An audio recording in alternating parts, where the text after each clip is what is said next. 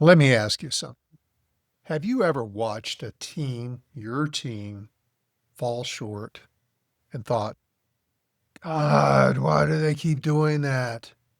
Do I have to watch them every minute? I don't have time for this. Maybe the deadline got missed. A customer got pissed. Or one of your team members dropped the ball. And it's sometimes, if not often, your instinct is they're at fault. You defend yourself. There's no way I did that. I've done everything I need to do. Well, today I'm going to challenge you to flip that instinct on its head because real leadership starts where excuses stop. And in this episode is for every manager, every executive, every leader who's sick of having to micromanage and feel like they're running an adult daycare. Today, get ready to step up and take full ownership, even when the problem isn't technically yours, because that's how leaders build loyalty. This is how you turn average into all-star. And if you're serious about avoiding these kind of tough conversations with your team, doing it the right way, do yourself a favor. Go download my free book, The Roadmap to Difficult Conversation. The link's in the show notes. And also head over to RDL Training. That's Romeo Delta Lima Training.com to learn more about how our coaching and leadership programs can help you and your team hit the next level. All right, enough of that. Let's get to work. Let's get something straight. If you're the manager, the buck stops with you. You've heard me say this before. Doesn't matter who messed up. Doesn't matter what went sideways. If you're the manager, your name's on the door or on the org chart, then you've got skin in the game. This isn't about blame. Who's to blame? It's about ownership. It's not about firefighting. Today is about fire prevention. Remember, the three most important words in leadership are, it's my fault. You're leaning into your leadership role, especially in regards to what I'm talking with you about today, is a game changer. When your team sees you owning what's going wrong, the more they respect and appreciate. When you see mistakes, you treat them as teachable moments. They begin trusting you at a level you probably haven't experienced before. But let me also warn you, the second you start pointing fingers instead of pulling responsibility towards yourself, you lose power. That's the dichotomy of all this, is very often we think being tough and placing blame and holding people accountable is about power. And done the wrong way, you lose power. You give away your influence. And let me tell you this one fact: there are no bad teams, only bad leaders. I cannot tell you how many times in my 50-year career I had bad teams put a great leader in there and they became a great team. Or I had a great team put in a bad leader and they became a bad team. Dozens and dozens of examples. You are the difference maker. You and how you treat, interact, hold yourself accountable is the game changer. There are no bad teams, only bad leaders. That's not some motivational poster. It's straight from the battlefield. So why do most managers dodge this ownership? Why do they want to place the blame on their team and not on themselves? Protection. It's human nature to avoid blame. I mean, come on, no one likes to fail. Why? Because we're wired to protect our egos. Blaming others makes us feel safe, maybe even superior sometimes. It's not my fault is the brain's go-to excuse. It's natural. But safe doesn't make you strong. And here's the kicker. Your team sees everything. They see how you shift accountability. They see who and what you tolerate. They see who gets away with murder while the rest bust their ass and get no appreciation. That kind of leader doesn't inspire loyalty. That kind of leader breeds resentment. And over time, that resentment turns into disengagement, quiet quitting, maybe even sabotage. I mean, you can command and control for some period of time and get results, but that stuff ends. It's not sustainable. What we're talking about today is leveraging your leadership skills with one important tool, and that's ownership. Because the damage of you not fully owning everything that your team does, the mistakes they make, the shortcomings that they have, well, the issue never truly gets fixed because you treat symptoms, not the causes. And the team loses respect for you. They know when you're deflecting. Often you've had a hand in this shortcoming. You just don't know it or accept it. Sometimes you even promote double standards. Some people get corrected, others don't. Maybe a mistake on your part, but remember, they see everything. And even if you mistakenly didn't hold somebody accountable, they see it. They harbor that feeling. And if you're not owning your team's poor performance, shortcomings, when you hold them overly accountable, especially when you're likely to have had a role in the shortcoming, you create a fear culture. One where no one wants to raise issues because they'll just get blamed or get lectured or told they're wrong. And you know what, I left one thing out. It's a fifth element. You unintentionally signal favoritism. Let's talk about the fairness factor for a second. Fairness isn't just about doing the right thing. It's about being seen doing the right thing. If you correct one team member for being late, but you let your top performer get away with it, guess what? You've just created a double standard. You've told the team there are two sets of rules here. And that perception crushes morale. It creates bitterness. It leads to quiet exits and hidden disengagement. Why? Because people don't quit jobs. They quit unfairness. They quit bosses. And here's the truth, Bob.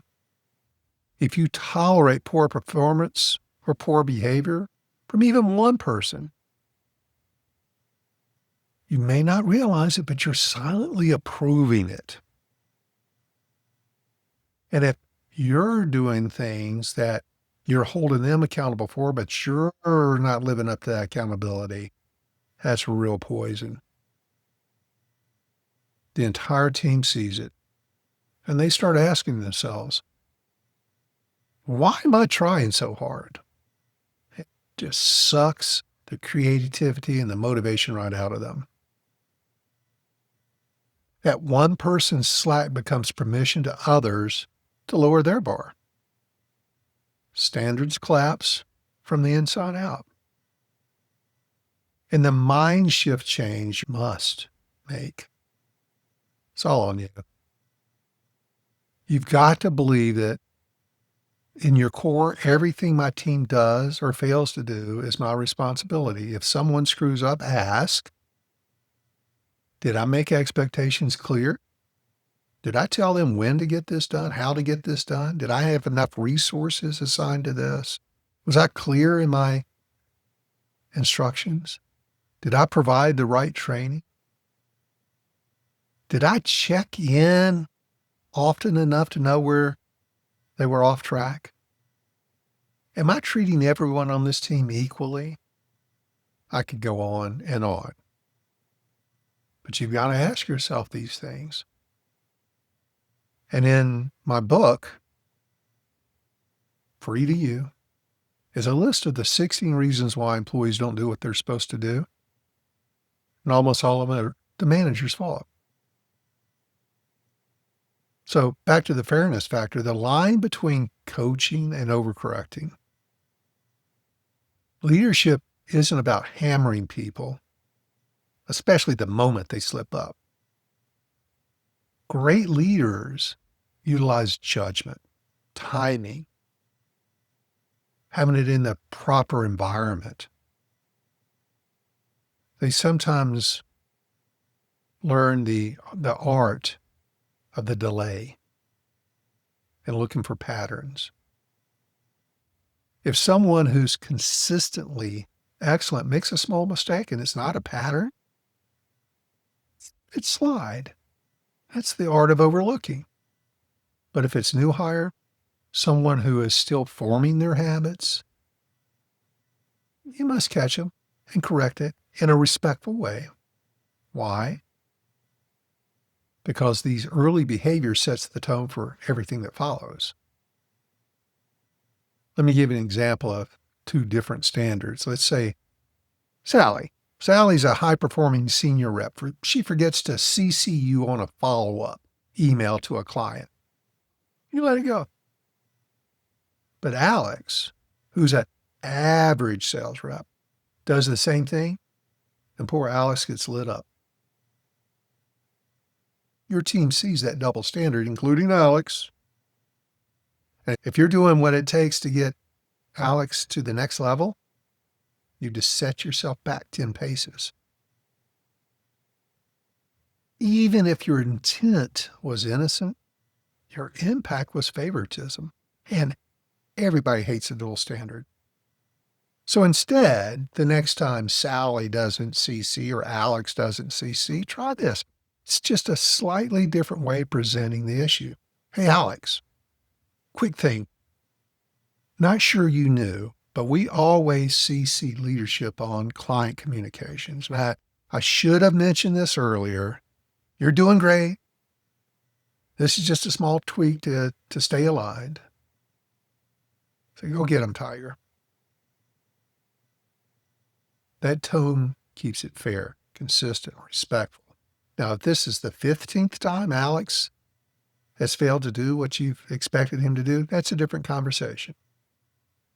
But understand, you don't want to jump on him, especially in front of anybody else, to set yourself up for unfairness. When you use the tone I just used, hey, Alex, quick thing. So you'll know, I may not have told you this. We always CC leadership on client comps. No big thing. It's just a tweak.